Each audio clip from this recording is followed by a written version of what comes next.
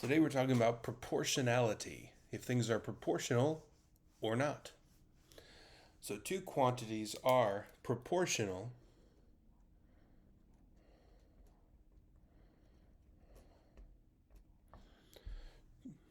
that's an O there and an A there. Okay, two quantities are proportional.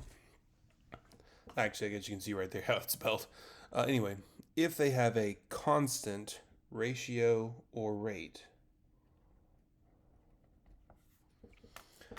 So I want to go ahead and try to make one thing clear. Proportional does not mean they're equal. I mean, equal things are proportional, but proportional doesn't mean two things are equal. It means they're changing at the same rate. So, for example, they could be doubling, but one might start at 1, and so it would double and go to 2, double and go to 4. Let me write this down. So it could start at 1, it could double and go to 2, double and go to 4, double and go to 8. But the other one could start at 3, double and go to 6, double and go to 12, double and go to 24. So these two things are not equal, but the rate at which they are changing is the same. They are both going times 2, times 2, times 2. So this is an example regarding the number of laps completed by Tom and Jenna. So after 5 minutes, Tom had completed 3 laps, Jenna had completed 4. After 10 minutes, Tom had completed 6 laps, Jenna had completed 6 laps. And so on with 15 laps and 20 laps, 15 minutes and 20 minutes, you see how many laps they completed. So this is explaining how, they won't normally give you this in the problem, this is explaining how we figure out if they're running at a proportional rate. So we take a fraction. So for Tom, 3 over 5. So 3 over 5. I'm taking Tom's number of laps divided by time. Just like we talked about when we were doing ratios, that money always comes first, time almost always comes second. So we're doing just Tom's time in this line. So 3 over 5, and then 6 over 10. We do need to reduce. Those are both divisible by 2, so we get 3 over 5. 9 over 15. We can reduce that as well. Divide 9 by 3. Divide 15 by 3. And then 12 over 20. Those are both divisible by 4.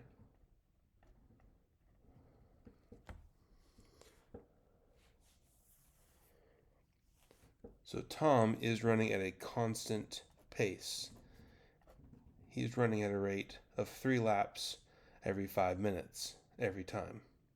So I'll go and fill in this part down here, then we'll look at Jenna and see if hers is that way. So since Tom's ratios are the same, his number of laps is proportional to the time he was running.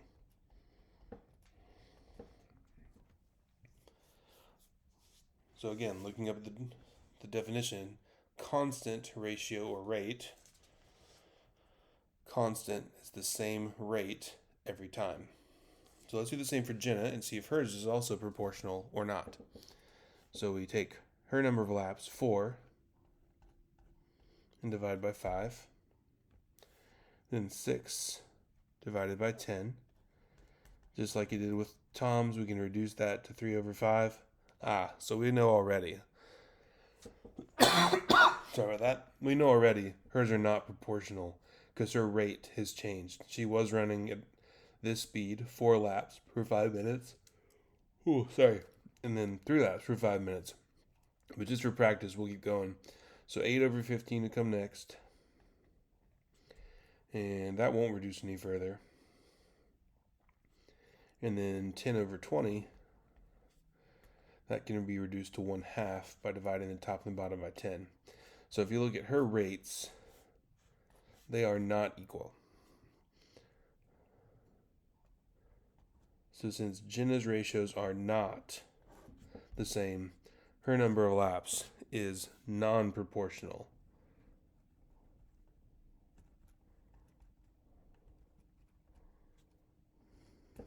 to the time.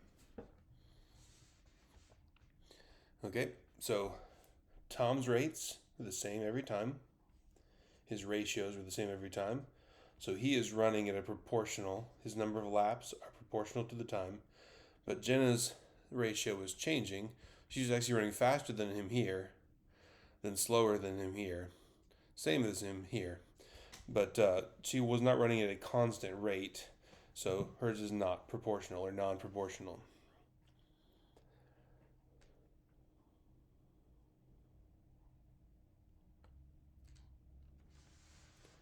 Okay, now determine whether the cost of coffee is proportional to the number of pounds. So same thing we did up top. If we're trying to figure out if something is proportional, we make ratios. As we've said, dollars always comes first. So I do 3 over 1 and just leave it as a fraction.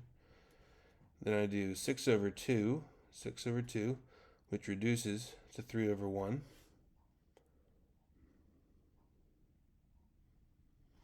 And then 9 over 3, which reduces to 3 over 1. And lastly, I do 12 over 4.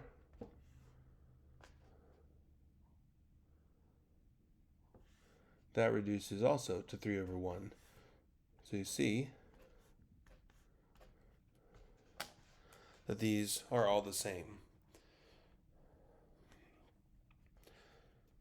So it says, determine if it's proportional. It is. And it says, explain your reasoning. So to explain your reasoning, it really is as simple as the definition. You just say all rates are the same. If it's not proportional, you just say all rates are not the same. So yes, you are going to have to explain your reasoning, but it's not going to be very complicated. You'll either say all rates are the same because they are, or all rates are not the same because they're not. Now I want to pause and make sure one thing's clear. I know when we say something is or is not, sometimes that makes it seem like, oh, proportional is good, not proportional is bad. There are circumstances where that may be true, but if you think about buying things at a store, sometimes when you buy more of something, you get a discount. So like maybe they might have a deal where it's like if you buy 4 pounds of coffee, it's only $10 because they're giving you a discount for buying 4 pounds. Now that would make this non-proportional, but I don't think anyone's going to say it's unfair or bad that you get a discount for buying more coffee. So I just want to make sure you see that proportional and not proportional isn't a good and a bad thing. It's just a mathematical thing. Now this is good in this scenario because it's telling you that they're charging the same no matter how much you buy. You certainly don't want them to charge you more than they should if you're buying more stuff. You want it to be a constant rate, but there could be ways that it's good if they give you a discount for more. So don't let any ethics come in your brain necessarily when we're just talking about proportional or non-proportional. Okay, determine whether the number of miles is proportional to the number of hours. So same process we've been doing. Distance over time, so we'll do 50 over 1. And I know to go in that order because it says miles first and hours second. So I do 50 over 1. Then I do 70 over 2. Okay, those are both even.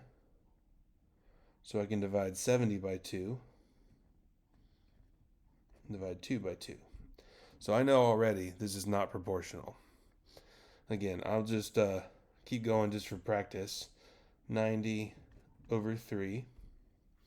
Those are both divisible by 3. So I do 30 over 1. And the last one's 110 over 4. Those are both even, so I can divide 110 by 2. Get 55. Can divide 4 by 2 and get 2. And just, one way you maybe could do this in your head, just treat the 100 and the 10 separately. Half of 100 is 50. half of 10 is 5. So you look at the rates we have, all of them are different. And that just means they're traveling different speeds.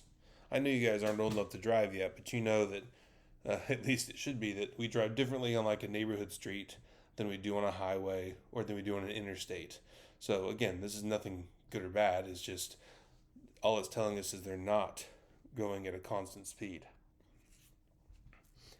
So we would say non-proportional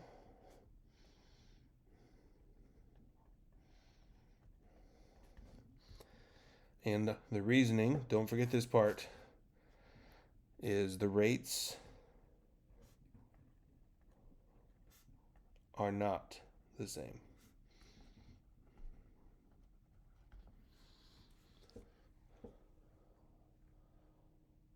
So I don't want you to forget to explain your reasoning, but also I don't want you to forget that it's simple to do so.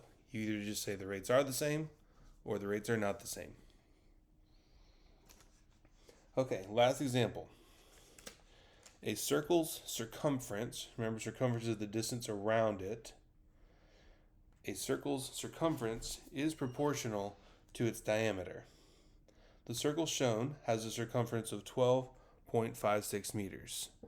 Write an equation relating the circumference of the circle to its diameter.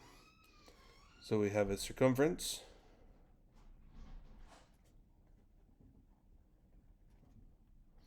of 12.56 and a diameter, you can see it here on the picture, of 4.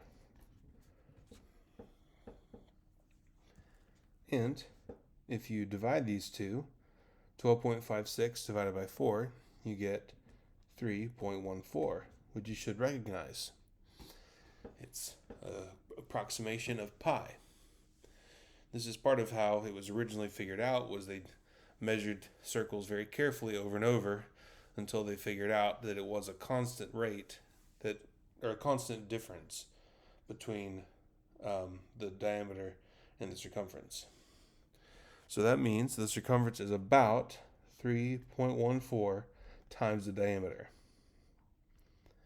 So if we know the circumference is always 3.14 times bigger than the diameter, then we can say the circumference is equal to 3.14 times the diameter.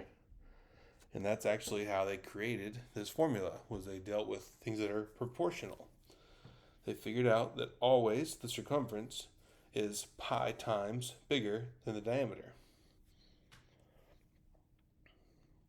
So now that we have that equation, our last problem, what would be the circumference of the circle with a 6-inch diameter?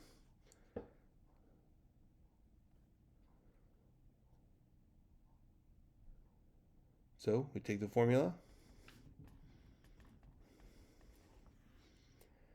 and it's a 6-inch diameter, so we plug 6 into D. And 3.14 times 6 is 18.84. And don't forget our units, it's in inches.